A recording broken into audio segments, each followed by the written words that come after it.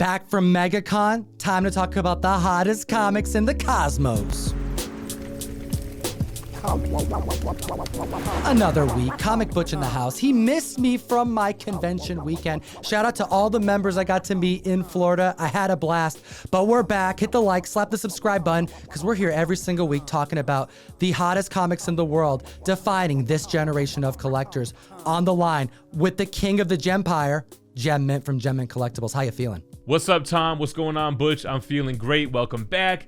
I would be lying if I said I wasn't a little bit jealous that I missed out on MegaCon, but hope to see you at San Diego. Make sure to comment on the video. It's going to enter you to win this Omni-Man Invincible #1 variant. And at the list at number 10, Daredevil, according to Variety, is coming to Disney+. At the list at number 10, we have Daredevil #4 from 1964. One of my favorite villains from the Netflix series, we have Purple Man's first appearance.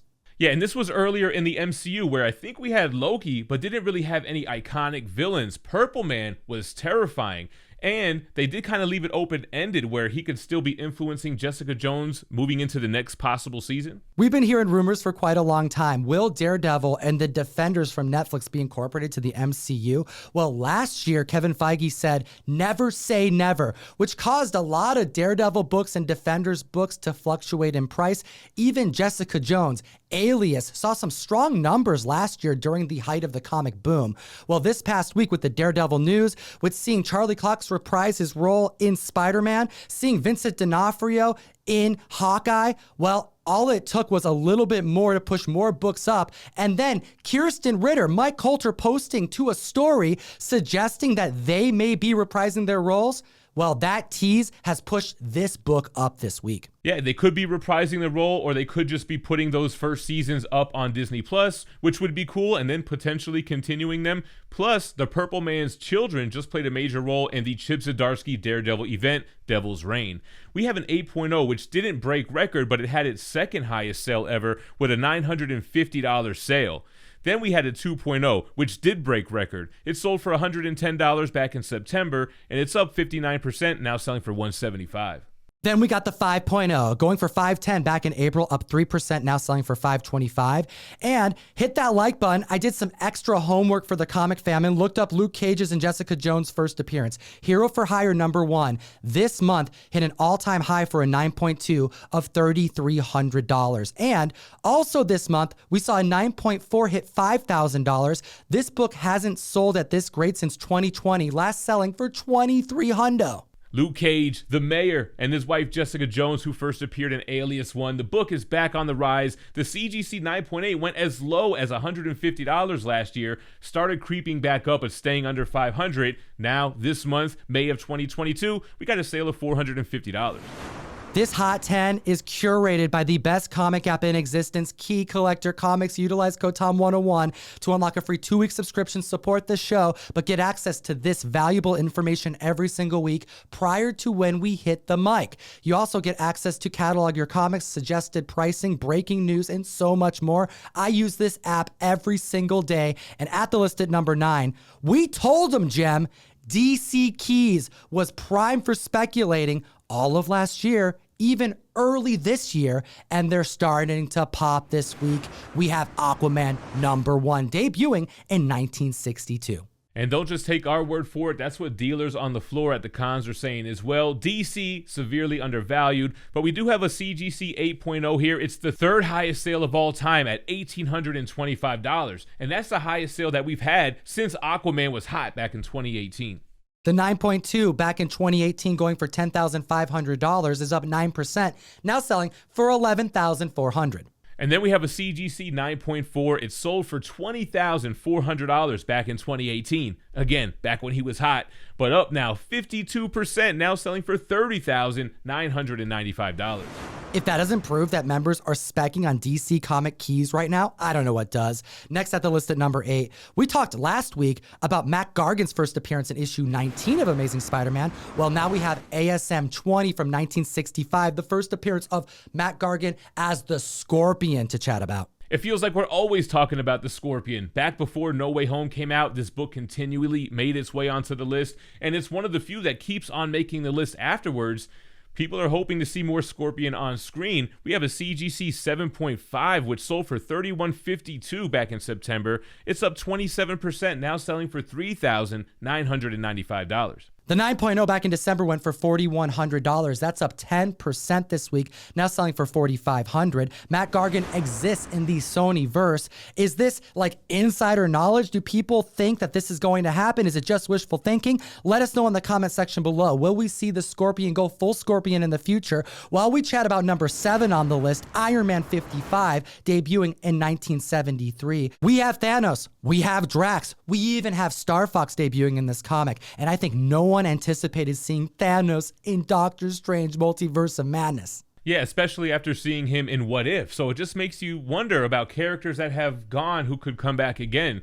Now, this book was hot because of Thanos. Then it was hot because of Drax. Now it's hot because of Star Fox. And the fact that Drax has confirmed this is his last movie. That's right. Batista doing a touching farewell to the character, saying that this time in Guardians of the Galaxy absolutely changed his life. Well, we have a 2.5 back in 2021 going for $480, tying its previous high this past week. The CGC 5.0 sold for $700 last year, and that's up 7%, now selling for $750. Then we have a 9.8. We reported back in March that it went for $12,500.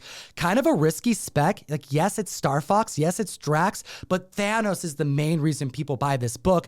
And it paid off. After Doctor Strange Multiverse of Madness, it's up 34%, selling for $16,800.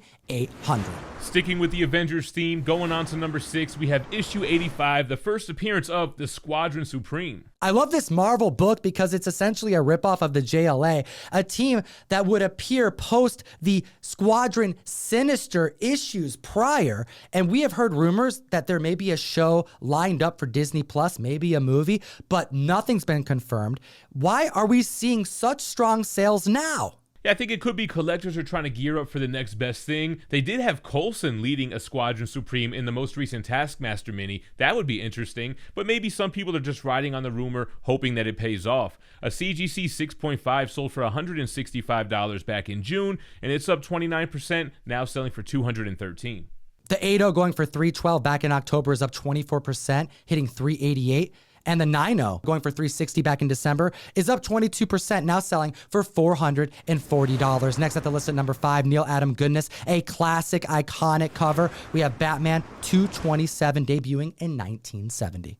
This is an homage to Detective Comics issue 31, but it's also a classic, iconic cover in itself. So cool to see more DC keys on the list, and we have a 5.0 breaking record. It sold for $565 in October. It's up 13%, now selling for $640. The 6.0 going for $722 in April is up 6%, now selling for $764.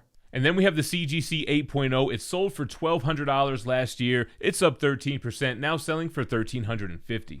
Rest in power to one of the best artists of all time. We have a 9.4 back in March that definitely caused a bit of a trickle effect to take place here that hit $4,200. And this is a comic that every person needs to read. It's fantastic. Outside being a classic cover, we have a letter that's written to Alfred from his niece that causes Batman to go investigate this mansion. What they find at this mansion is that the job that she took, where she thought she was going to be taking care of some kids, are actually dwarves. And they're trying to release a demon by sacrificing her. You get hanging panels of Batman. You get some of the coolest action shots. You see Batman doing some acrobatic stuff that is so slick, so fun to read. You got to check this book out.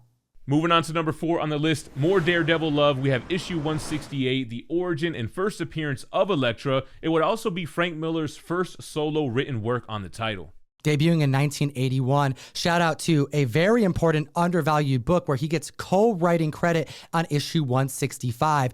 This is likely more Daredevil spec because of what we already talked about earlier on the list, but also Frank Miller has announced in the last month that he's starting his own independent publishing company. We're going to get more Sin City and so much more, and we have a 5.0 that sold for $200 back in 2021, up 4%, now selling for $208, and an 8.5 back in January going for $450, up 11%, hitting $500.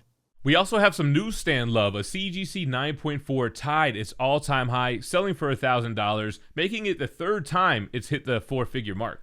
Weeks ago, I want to remind the community about a 9.0 that hit the market, causing more trickle-down effect. Back in July, selling for $5,250, up 1%, selling for $5,280. And back in January, we reported on a $13,200 heritage sale for a newsstand version of this book. If you enjoy what we do, hit the link in the description or go to comictom101.com and join the June Mystery Mail Call. Yeah, I love that Alex Maleev Kane the Conqueror cover. We know we're getting him as the next big bad, so perfect timing on that. There's only one per box, so make sure to hit the link in the description to join the June Mystery Mail Call. Moving on to number 3, you know I'm excited. Submariner Issue 1, the first solo title of Namor. Dude, I'm going to be real with you, Jem. When this inevitably happens and forever, I will remember your spec on this book more than any other hype for this character. Hey, let's hope it pays off. We have the first solo series, the origin, and we have multiple record breakers after a leak. Kind of spoiler warning here, but you can barely see it. We knew since June of 2021 that Tenoch Huerta has been cast seemingly as Namor, but we've heard nothing yet. When will he actually debut? Take a look at this blurry picture. Super classic looking Namor. I mean, I think I see wings on the feet. Those are definitely wings on his ankles. It looks super comic accurate. And if his first solo series is on the list, you could just imagine what his first Golden Age and first Silver Age appearances are going to do. A 5.0 tied its February high record for $650 this week. People are definitely feeling confident in this book. The most recent 7.0 is up as well, 4%, selling for $850, where it was averaging about $815. The 8.5 back in March went for $1,610. That's up 12%. I think it's going to break 2K, Gem, selling for $1,800. And then we have a monster CGC 9.8 sale. It didn't technically break record. It's the second highest sale ever, selling for $19,200. But it marks a milestone because it's another almost 20K sale, where most of those other sales were about half of that. Another near $20,000 sale for subby number 1. Hot damn, Comic Fam. At the list at number 2, we're not done talking about Submariner Fantastic Four Annual number 1, debuting in 1963. This is the book that I spec'd on, Jem. I picked up one copy after you grabbed your FF4. I had to put some money in the game. Well, this book kept on hitting the list too, just for that early subby cover. A CGC 1.0 just sold for $300 with no previous data. A 3.5 sold for $550 back in January. It's up 7% now, selling for $590. And then we have the 5.0. The 5.0 sold for $750 in July of 2021. This week, it sold for a new record price of $819. Wow, that is some hot Namor spec. Namor finds Atlantis in this book. It's a thick book, so it's difficult to secure in high grade. It's a classic cover. Namor on throne. First appearance of Lady Dorma in the Silver Age. The origin of the Fantastic Four retold. First appearance of Krang. And hit the like, slap the subscribe. We're here for the Comic Fam every single week. Let's talk about the number 1 book in the world. The hottest comic book in the cosmos. And it's a DC book. We told you to spec on DC, and it's proven it at number 1. It's crazy to see this book go up in value because it should have already been up in value. We're talking about Action Comics 252, the first appearance of Supergirl. That's right, debuting in 1959. A little tip of how I remember numbers is that Action 252 is the first Supergirl, and I always think of Amazing Spider-Man 252, first black suit in the run. Well, we have a 1.5 that hit $895 back in 2018, up 62%, selling for $1,450. And can you believe they have 126 episodes of Supergirl that have aired? A CGC 3.0 sold for $1,700 back in January. It's up 8%, now selling for $1,835. After 6 seasons, it was canceled back in 2021, and we still have an 8.0 this week hitting the market, causing a stir. Prior record being set in 2017 for $16,500, up 24%, breaking the 20K marker, landing at $20,400. Hot damn. That's a lot of green. Hit the like, slap the subscribe, and as always, geek responsibly and stay minty fresh. Enough said. Comic Fam every single Wednesday. Join myself, Gem Mint Collectibles, at 2 p.m. on the best new app to buy and sell collectibles. Whatnot. $start auctions that last as little as 15 seconds long. We got the keys. We got the Silver Age. We got the bronze exclusive drops and so much more. Come join us and take a look at these other videos. We made them for you. Good pick. Have a good week.